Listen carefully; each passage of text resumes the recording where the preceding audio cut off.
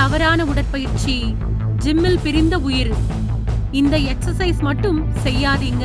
சுவர் இருந்தால்தான் சித்திரம் வரைய முடியும் என்பதைப் போல ஆரோக்கியமான வலிமையான உடலை பெற உடற்பயிற்சி என்பது மிகவும் அவசியமானதாக உள்ளது. தங்களது தினசரி பணிகளில் ஓடியாடி வேலை செய்யும் நிலையில் உள்ள மனிதர்களுக்கு தனியாக உடற்பயிற்சி என்பது தேவையில்லை. உடல் உழைப்பு தொழிலாளர்களாக இருப்பவர்கள் நாள் முழுவதும் வியர்வை சிந்தி உழைப்பதால் அவர்களுக்கு தனியாக உடற்பயிற்சி என்பது அவசியமில்லை.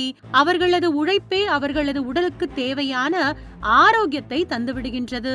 ஆனால் அலுவலக பணிகளிலும் கம்ப்யூட்டர் திரைகளின் முன்பும் நாள் முழுவதும் அமர்ந்தபடியே பொழுதை கழிப்பவர்களுக்கு உடற்பயிற்சி என்பது அவசியமாகின்றது.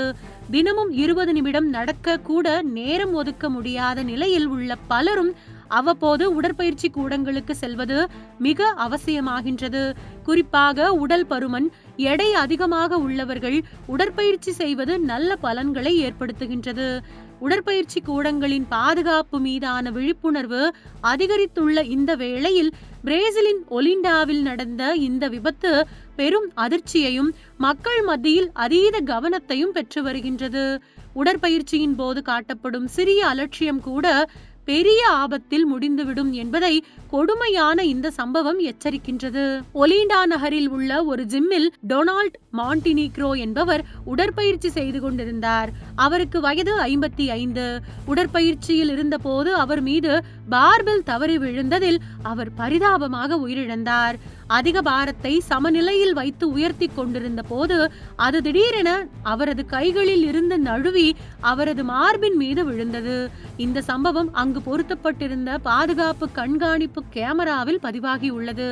பார்பெல் தனது மார்பின் மீது விழுந்ததும் ரொனால்டோ எழுந்து கொண்டு மார்பை பார்த்து தொடும் காட்சி தெரிய வருகின்றது.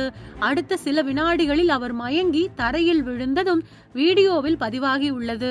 இந்த சம்பவத்தை அருகில் இருந்து பார்த்தவர்கள் உடனடியாக அவரை மருத்துவமனைக்கு கொண்டு சென்றனர். எனினும் தீவிர சிகிச்சை அளித்தும் அவரது உயிரை காப்பாற்ற முடியவில்லை என்று டாக்டர்கள் தெரிவித்தனர். உடற்பயிற்சி கூடத்தில் பார்பெல் மார்பில் விழுந்து உயிரிழந்த டொனால்டு 2 குழந்தைகளின் தந்தை. மேலும் பிரேசிலின் புகழ்பெற்ற பலாசியோ டோஸ் போனேகோஸ் ஜிகாண்டாஸ் அருங்காட்சியகத்தில் இணை இயக்குனராக பணியாற்றி வந்தார். அவரது திடீர் மறைவு அருங்காட்சியகத்திலும் உள்ளூர் சமூகத்திலும் பலத்த அதிர்ச்சியை ஏற்படுத்தியுள்ளது. அவருடைய பணியையும் மனித நேயத்தையும் நினைவு கொண்டு அருங்காட்சியகம் இரங்கல் தெரிவித்துள்ளது. இந்த சம்பவம் உலகளாவிய அளவில் ஜிம் பாதுகாப்பு நடைமுறைகள் குறித்து மீண்டும் சிந்திக்க வைக்கும் ஒரு சம்பவமாக மாறிவிட்டது. உடற்பயிற்சி செய்யும் அனைவரும் தங்களது பாதுகாப்பை முதன்மையாக கருத வேண்டிய அவசியத்தை இந்த துயர சம்பவம் உணர்த்தியிருக்கின்றது. உடற்பயிற்சி கூடத்தில் இருக்கும் கனமான கடினமான இரும்பாலான பொருட்களை பயன்படுத்தும் போது மிகுந்த உஷாரான கவனத்துடன் உடற்பயிற்சியாளர்கள் இருப்பதே உயிருக்கும் உடலுக்கும் பாதுகாப்பானது.